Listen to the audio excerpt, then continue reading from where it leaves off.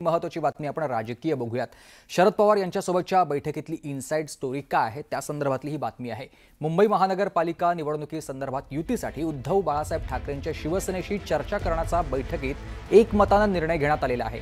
आणि मागच्या आठवड्यात काँग्रेसच्या शिष्टमंडळानं शरद पवार यांची भेट घेऊन आगामी महानगरपालिका निवडणुकीमध्ये काँग्रेस राष्ट्रवादीनं एकत्र यायला हवं याबाबत चर्चा केलेली होती। आणि शरद पवारांकडून पुढील आठवड्यामध्ये पक्षांतर्गत बैठक घेऊन निर्णय घेण्याबाबत काँग्रेसला आश्वासन दिलेलं होतं। काँग्रेसकडून महाविकास आघाडी व्हायची असेल तर मनसे नको अशा प्रकारची भूमिका घेतलेली होती। आणि या सगळ्या संदर्भात शरद पवार यांनी आता ठोस निर्णय घेण्याचा प्रकार आपण बघतोय। सध्या या सगळ्या संदर्भात अधिक माहिती देतात माझे सहकारी संकेत वरक आपल्याला। संकेत, बरोबर आहे सुमित, खरं आता वायदी चव्हाणला शरद पवार यांच्या पक्षाची बैठक सुरू आहे। शरद पवार स्वतः उपस्थित आहेत, जितेंद्र आव्हाड आहेत, राखी जाधव आहेत आणि काही पदाधिकारी सुद्धा आहेत। तर आता गेले काय अर्थात नगरपंचायत नगरपरिषदेच्या इलेक्शन आता ऑलमोस्ट संपत आलेले आहेत। पुढच्या काही महिन्यांमध्ये महानगरपालिकेचे इलेक्शन लागतील आणि मुंबई हा हॉटस्पॉट असणार त्या निवडणुकांसाठी। तर मुंबई संदर्भात मध्यंतरी एक चर्चा होती की महाविकास आघाडी एकत्र लढणार की नाही। राज ठाकरे आणि उद्धव ठाकरे जर एकत्र आले तर राष्ट्रवादी त्यांच्यासोबत राहणार आहे, काँग्रेस त्यांच्यासोबत राहणार आहे। तर मध्यंतरी त्याची अपडेट आली की शरद पवार मनसेला घेऊन जाण्यासाठी तयार होते। शरद पवार गट मनसे आणि शिवसेना एका साईडला जातील का, तर त्याच्यावरती आजच्या बैठकीमध्ये एक मात्र ठाम झालेलं। शरद पवार असं म्हणाल की उद्धव ठाकरे यांची जी शिवसेना आहे त्यांच्याशी एक चर्चा करूया आणि त्यांच्यासोबत एकमताने जाण्याचा निर्णय या बैठकीत झालेला आहे। आता दुसरी गोष्ट राहिली गोष्ट मनसेची, तर मनसे संदर्भात पण चर्चा झालेली आहे। तर मनसे आणि शिवसेना म्हणजे ठाकरे गट या दोघांशी आता पुढची चर्चा करण्यासाठी शरद पवारांनी या बैठकीत निर्णय घेतलाय। पण अजूनही काँग्रेसची जी भूमिका आहे ती अजून अनक्लिअर आहे, त्याच्यावरती अजून काँग्रेसने अजून तरी काही ठाम सांगितलं नाहीये। पण या बैठकीत मात्र शरद पवारांनी एक गोष्ट क्लिअर केली आहे की उद्धव ठाकरेंच्या शिवसेनेसोबत तर राष्ट्रवादी 100% जाणार आहे। धन्यवाद तुम्ही दिलेल्या या माहितीसाठी।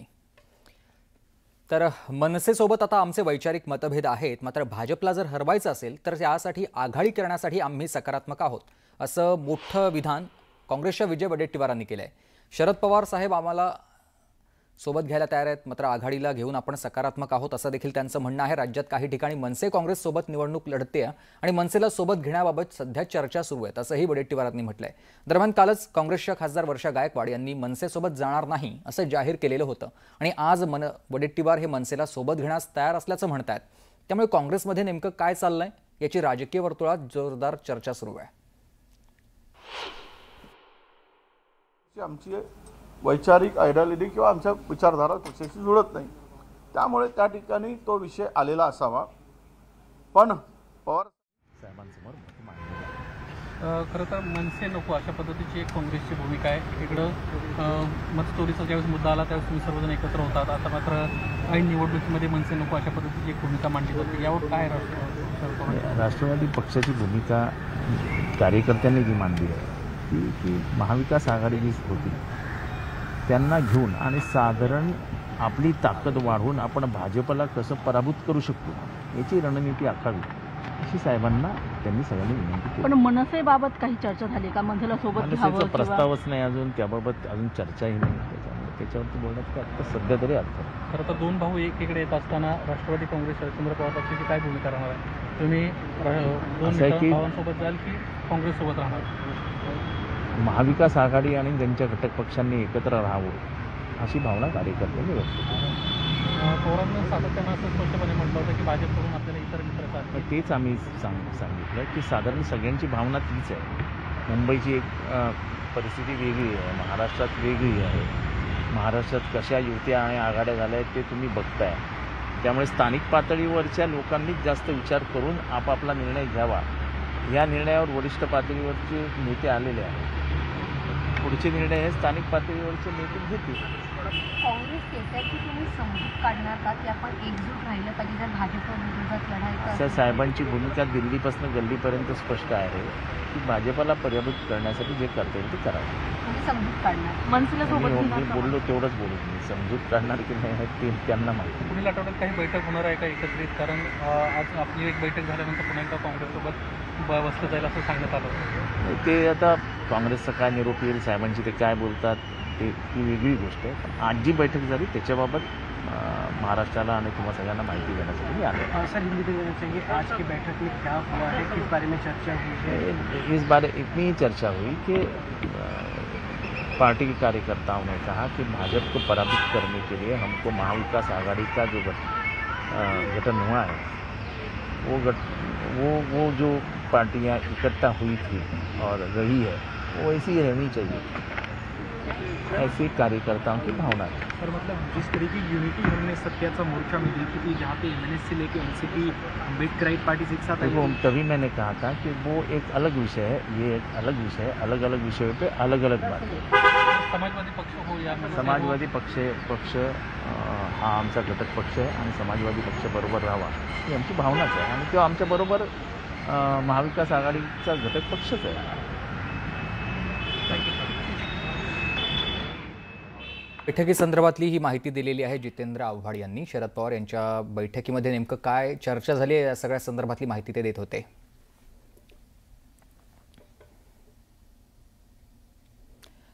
तर काँग्रेसच्या खासदार वर्षा गायकवाड यांनी मनसेसोबत जाणार नसल्याचं जाहीर केल्यानंतर आता मनसे नेते संदीप देशपांडे यांनी काँग्रेसवर घणाघाती टीका केली आहे। काँग्रेस पक्षाला थेट अमिबाची उपमा देत संदीप देशपांडे यांनी काँग्रेसला डिवचलंय।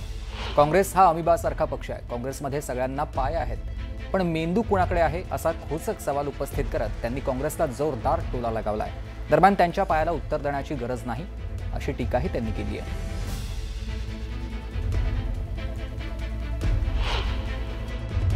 काँग्रेस पक्ष हा अमिबासारखा आहे, इथे पण पाय आहे, इथे पण पाय आहे, इथे पण पाय आहे, इथे पण पाय आहे, इथे पण पाय आहे, एक पाय इथे चालतो, एक पाय तिथे चालतो, एक पाय तिथे चालतो, एक पाय तिथे चालतो। मुळात ब्रेन त्यांच्याकडे कोणाकडे आहे म्हणजे मेंदू म्हणजे निर्णय क्षमता या पक्षात कोणाकडे आहे, पायांकडे आहे की मेंदूकडे आहे? वडेट्टीवारांचा पाय म्हणतो असं करूया, वरच्या गायकवाडांचा पाय म्हणतो असं करूया, भाई जगतापांचा पाय अजून तिसरीकडे चालतो, असलम शेखचा पाय चौथीकडे चालतो। मेंदू कोणाकडे आहे? पाय सगळ्यांचेच चालतायत, मेंदू कोणाचा चालणार आहे?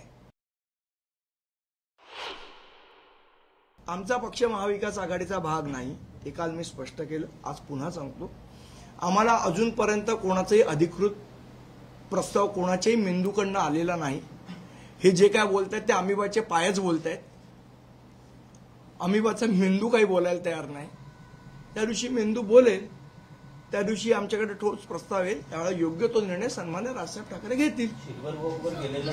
अमिबाच्या पायांना उत्तर द्यायची गरज नाही, सगळ्यांचे अमिबाचे पाय आहेत, डिसिजन कोण घेणार आहे यांच्यातलं? यांच्याकडे एकाकडे हे नाहीये डिसिजन घ्यायची ताकद किंवा अधिकार। मला सांगा, हे डिसिजन घेऊ शकतात?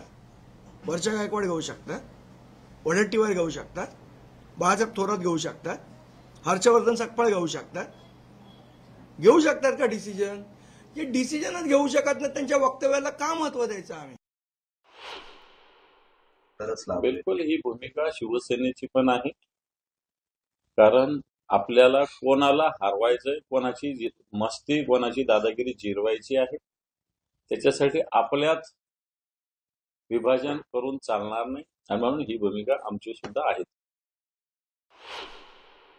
बिहारच्या निवडणुका संपल्यावर त्यांना मनसे जे बिहारच्या मतदारांना, उत्तर भारतीयांना ज्यांच्यामुळं मनसेमुळं मतं मिळण्याची शक्यता नाही आहे आणि म्हणून पुन्हा एकदा जेव्हा उद्धव ठाकरेंनी राजसाहेबाला स्वीकारलं म्हणून आता काँग्रेसला पर्याय नाही, काँग्रेस ही पर्याय नसल्यामुळं या ठिकाणी असे आता वेगवेगळ्या पद्धतीचे वक्तव्य करताय, सोयीचे वक्तव्य करतात आहे। वडेट्टीवारांनी सोय बघितलेली आहे आणि काँग्रेस पार्टी सुद्धा सोयीचं बघताय। तर विजय वडेट्टीवार यांनी मनसेबाबत जी भूमिका मांडली आहे ती प्रदेश काँग्रेसबाबत मांडली असेल असं वर्षा गायकवाडांनी स्पष्ट केलंय आणि आम्ही मुंबई काँग्रेसचा निर्णय घेतलाय, मारझोड हाणामारी करणाऱ्या पक्षांसोबत जायचं नाही असा आमचा निर्णय झालाय असं वर्षा गायकवाड यांनी स्पष्ट केलेलं आहे। पाहूयात।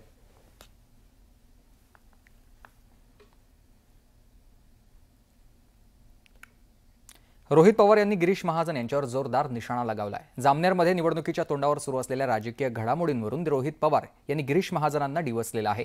भाजपचे तथाकथित संकटमोचक गिरीश महाजन यांच्या जामनेर शहरामध्ये दडपशाहीनं वंचितसह समविचारी पक्षांच्या उमेदवारांना सत्तेचा गैरवापर करत दडपशाही मार्गानं बळजबरी उमेदवारी अर्ज मागे घ्यायला भाग पाडलं गेलंय। ही आहे बिनविरोध निवडणुकीची वस्तुस्थिती असं ट्विट रोहित पवार यांनी करत गिरीश महाजनांवर हल्लाबोल केलाय. दडपशाही आणि गुंडगिरी करून लोकशाहीची हत्या करू पाहणाऱ्या, लोकशाहीला घातक असणाऱ्या गिरीश महाजन यांच्यासारख्या बेफाम मंत्र्यांचा मुख्यमंत्र्यांनी तात्काळ राजीनामा घेऊन त्यांचे असले चाळे खपवून घेतले जाणार नाहीत असा स्पष्ट संदेश द्यावा, अशी मागणी त्यांनी यावेळी केली आहे. रोहित पवार यांचं हे ट्विट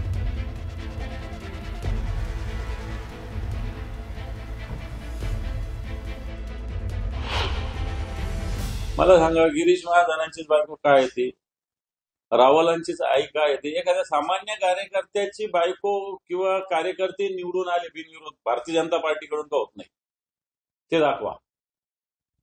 गिरीश महाजनांचीच बायको का, रावलांचीच आई का, मंत्र्यांचीच म्हणजे जे मोठे सत्ताधीश आहे यांचेच का? मग एखादं मी म्हणायचं सोडा, आमचं सोडा. भारतीय जनता पार्टीच्या एखाद्या सामान्य कार्यकर्त्याची, सामान्य कार्यकर्ती किंवा कार्यकर्ता का बिनविरोध निवडून नाही आलेला? त्यांच्यासाठी कोणी काही करत नसतं, स्वतःसाठी ते करतात आणि त्याचे ते परिणाम. मुख्यमंत्र्यांचे मामे भाऊ अल्हाद कलोदी यांच्या बिनविरोध विजयावरून काँग्रेस नेते नाना पटोले यांनी मुख्यमंत्री फडणवीसांवर निशाणा साधलाय. मुख्यमंत्र्यांच्या मामाचा मुलगा चिखलदऱ्यात बिनविरोध कसा आला, कशा प्रकारे सेटलमेंट करण्यात आली, असा सवाल नाना पटोलेंनी विचारलाय. धमकावून, प्रलोभनातून अनेकांचे अर्ज मागे घेण्यात आलेत. लोकशाही न मानणाऱ्या व्यवस्था सत्तेत बसलेल्या आहेत, असा आरोप नाना पटोलेंनी केलाय. मुख्यमंत्र्यांचे मामाचा पोरगा चिखलदऱ्यामध्ये बिनविरोधात ते कसे आलेत, कसा दबाव आणला गेला. आज विड्रॉलचं लास्ट डेट आहे, पण कालच ते सगळं सेटलमेंट करण्यात आलं. आणि म्हणून तुम्ही जे म्हणालात की सामवाम दंड ज्या ठिकाणी बाहुबली वृत्ती आहे, त्या बाहुबली वृत्तीचा वापर केला जातो आणि धमकवून आणि प्रलोभनाने अनेक लोकांचे विड्रॉल केले गेलेले आहेत. कुठले दबावतंत्र नाही. कलोती जे निवडून आले आहेत, एक सृजन सांस्कृतिक कार्यामधलं चांगलं नेतृत्व आहे आणि तिथल्या संपूर्ण चिखलदऱ्यामधील जनतेने त्यांच्या निवडीला मान्यता दिली आहे. आणि कलोतीकडनं अपेक्षा आहे की त्या ठिकाणी चिखलदऱ्यामध्ये जो काही पुढच्या काळात आम्ही इको टुरिझम प्रकल्प वगैरे करतो आहे, पर्यटनाचा एक प्रकल्प मोठा करतो आहे, कलोतीजीकडनं तिथे अपेक्षा आहे की ते त्या ठिकाणी मोठं डेव्हलपमेंट करतील, म्हणून जनतेने त्यांना अविरोध निवडून दिला.